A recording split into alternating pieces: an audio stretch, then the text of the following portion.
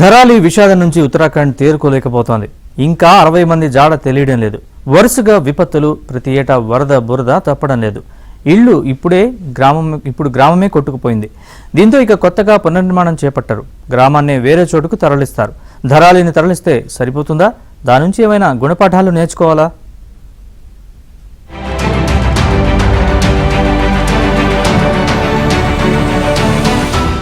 దాదాపు 10 రోజులవుతోంది. ఉత్తరాఖండ్ లోని ధరాలి పరిస్థితి మెరుగుపడలేదు. ఫ్లాష్ ఫ్లడ్స్ లో కొట్టుకుపోయిన ఈ గ్రామానికి ఇంకా రోడ్లు పునరుద్ధరించలేకపోయారు. 60 మంది జాడ ఇంకా తెలియడం లేదు. బీహార్, జార్ఖండ్, నేపాల్ నుంచి వచ్చిన వలస కూలీలు ఎటుపోయారో ఎవరికీ తెలియడం లేదు. వారం రోజులు వెతికినా డెడ్ బాడీస్ కూడా దొరకని పరిస్థితి.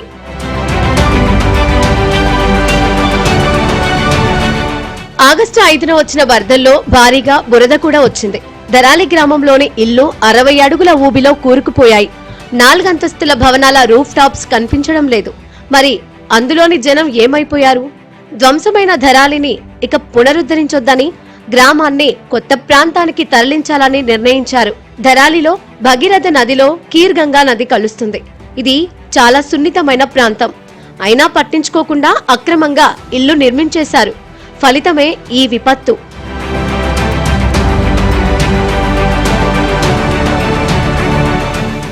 ధరాలిలో గత 10 ఏళ్లలో ఇలాంటి విపత్తులు 3 సంభవించాయి. మళ్లీ నది ప్రవాహాలున్న ఈ చోట ఇల్లు కడితే మహాప్రలయాలు రావన్న గ్యారెంటీ లేదు. నదుల ఒడ్డున మరియు కొండచర్యలు విరిగిపడే ప్రాంతాలలో కొత్త నిర్మాణాలపై ఉత్తరాఖండ్ ప్రభుత్వం నిషేధం విధించింది. దశాబ్దంలో 3 సార్లు ధరాలి గ్రామం నాశనమైనా మళ్లీ ఇక్కడే గ్రామాన్ని నిర్మించారు.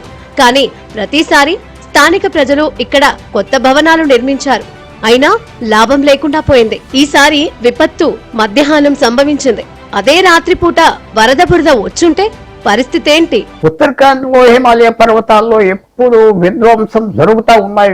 వేల సంవత్సరాలు బట్టి. ఎందుకంటే హిమాలయ పర్వతాలు తీరాలి, నదులు వస్తాయి, సడన్ గా అక్కడ వరదలు వస్తాయి, వర్షాలు విపరీతంగా కురిసేస్తాయి, మంచు కరిగిపోతాయి, ఆ మట్టి అంతా జారిపోతుంది. ఇదంతా జరుగుతుంది, వేల సంవత్సరాలుగా జరుగుతుంది. ఇప్పుడు ధరాలి ఇలాంటి గ్రామాలకు జరుగుతుంది అంటే విధ్వంసం. మనకి ఈవేళ కెమెరాలు, ఫోన్లు, సీసీటీవీలు ఉన్నాయి కాబట్టి అంతా తెలుసుకుంటున్నాం. ఒక 500 సంవత్సరాల క్రితం అలాంటి సమయంలో ఎక్కువ జనం నదులు పక్కనే ఉండటం లేదు. ఇప్పుడు జనం ఎక్కువ వేరు కాబట్టి అక్కడ ఉంటున్నారు.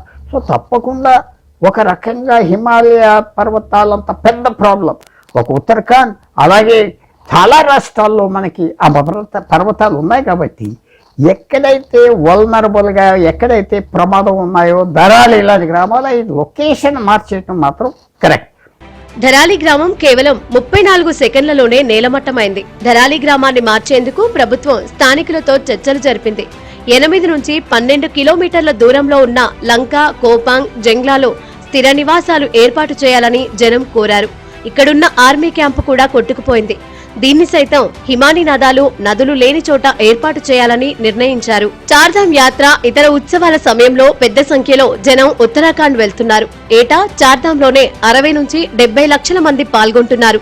వీరి కోసం, యాత్రికుల కోసం విచ్చలవిడిగా లాడ్జీలను నిర్మించారు. హిమాలయాలోనే కాదు, ఎక్కడైనా ప్రకృతి గురించి విధ్వంసాలు కలుగుతున్నాయంటే మానవ జాగ్రత్తగా ఉండాలి. ప్రకృతి మారేది లేదు, నదులు పర్వతాలు మారేది లేదు. ఇప్పుడు మారుతుంది కూడా, వాతావరణం మారిపోతుంది కాబట్టి ఎక్కువ వర్షం కురిసేయటం, అనుకోని టైంలో కురవటం ఇవన్నీ జరుగుతూ ఉన్నాయి.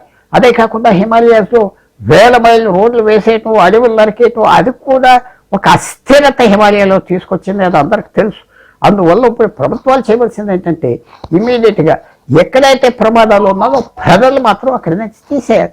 జరిగేది ప్రకృతి చేసేది, డ్యామేజ్ జరుగుతూ ఉంటుంది, తట్టుకుంటుంది ప్రకృతి.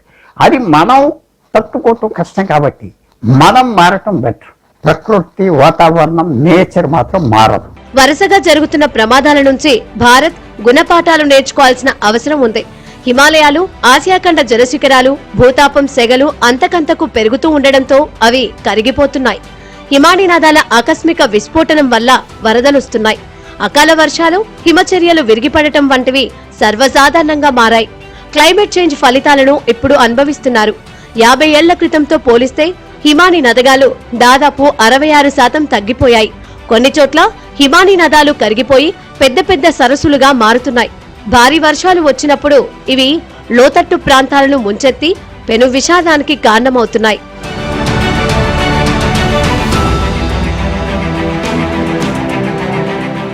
పర్యావరణ సంక్షోభం వల్ల తలెత్తుతున్న సమస్యల్లో అధిక భాగం హిమాలయాలపై పడుతుంది. 2013లో కేదారీనాథ్ ప్రమాదం కూడా ఇలాగే జరిగింది. సున్నితమైన హిమాలయాల సానువుల్లో నిర్మాణాలు చేపట్టరాదని గుర్తు చేసింది. అయినా ఉత్తరాఖండ్ ప్రభుత్వం ఎలాంటి చర్యలు చేపట్టలేదు. భూతాపం, క్లైమేట్ చేంజ్ ప్రభావం ఉత్తరాఖండ్ పై తీవ్రంగా పడుతోంది. 1988 నుంచి 2023 మధ్యకాలంలో 12,319 సార్లు మట్టి పెళ్లలు, కొండ చర్యలు విరిగిపడ్డాయి. ఒక్క 2023లోనే 1,100కు పైగా అలాంటి ఘటనలు జరిగాయంటే ప్రమాదాలు ఏ స్థాయిలో పెరుగుతున్నాయో అర్థం చేసుకోవచ్చు. ఈ రాష్ట్రం మొత్తం సెన్సిటివ్ ప్రాంతమేనని కేంద్ర ప్రభుత్వ నివేదికలే చెప్పాయి. పర్యావరణ వినాశనాన్ని నిలువరిస్తేనే ఇలాంటి విపత్తులను ఆపగలం.